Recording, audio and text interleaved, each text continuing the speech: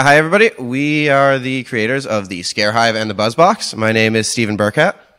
I'm Adam Cullen. Matt Snider. Peter Moran. And David Rosen.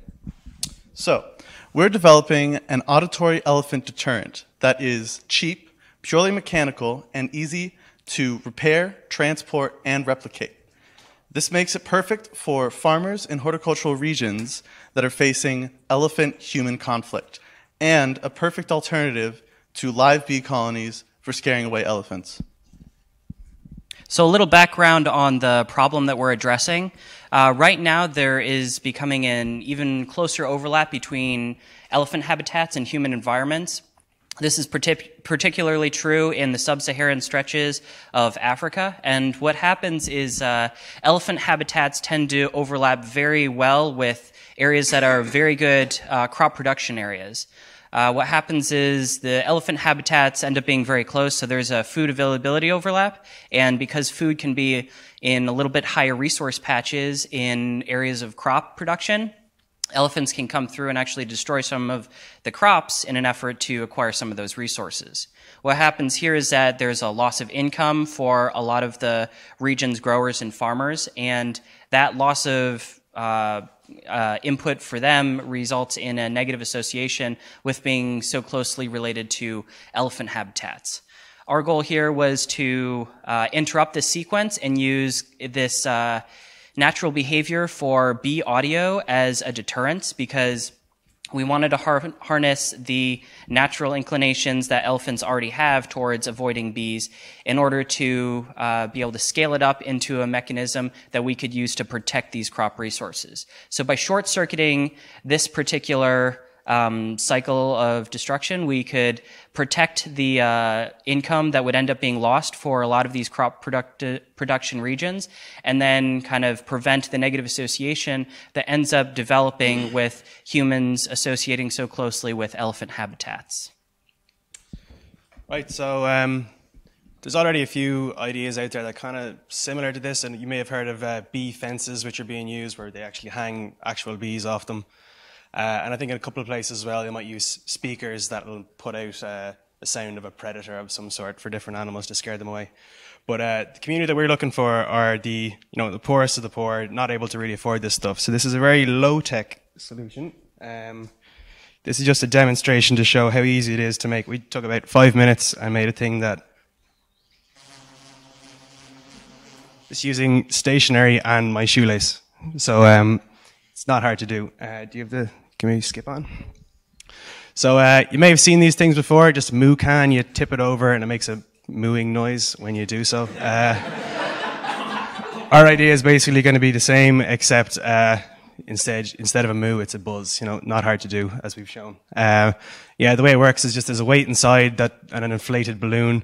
You turn it upside down, and the balloon pushes out the air through this thing, making a buzzing sound. So. The idea is this is going to be an early warning sign. You put it out on the fence, the elephant trips this, gets scared away. Odds are this only lasts a little while and it's going to need to be reset before you can do it again. So this would ideally be used in conjunction with the Scare Hive. So very similar to the idea I just showed you there. You just have this big pole up in the air with a couple of these things out. You can turn it with a crank some other way. This is very first drawing, I'm sure it can be refined, but this thing will spin around and you suddenly got a whole hive of bees buzzing away.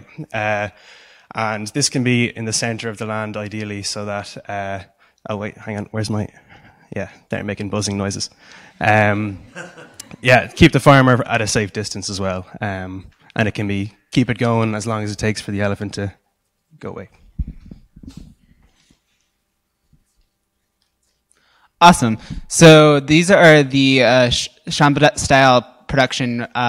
So if you look at each of the small boxes, those are about the size of a farm. They're fairly darn small, which is part of the reason why we wanted to create a system that could be made more dense than the usual bee colonies could.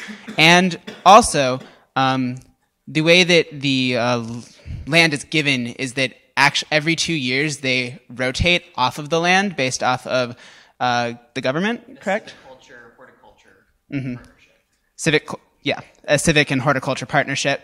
And so this would actually be portable in a way that bee colonies never could. So this is how the land looks, and if we were looking at how we would want to make this work, come on, awesome. On the edge of the forest would be where the elephants would come in. We would lay lines of the buzz boxes out, and that in itself, when it was tripped through the tripwire beforehand, would drop the buzzing and would alert the person in the dwelling over there or in the fields to go to the scare hive and round it up. Right now, the most basic design is a mechanical design so that you could mechanically crank the scare hive, but it could easily be upgraded if you wanted to make it slightly more expensive. Thank you so much. Yeah, just pressing hold. Right at the bottom, there's a series of dots. So how strong of a deterrence factor is this for the elephants, and how much data is there to back that?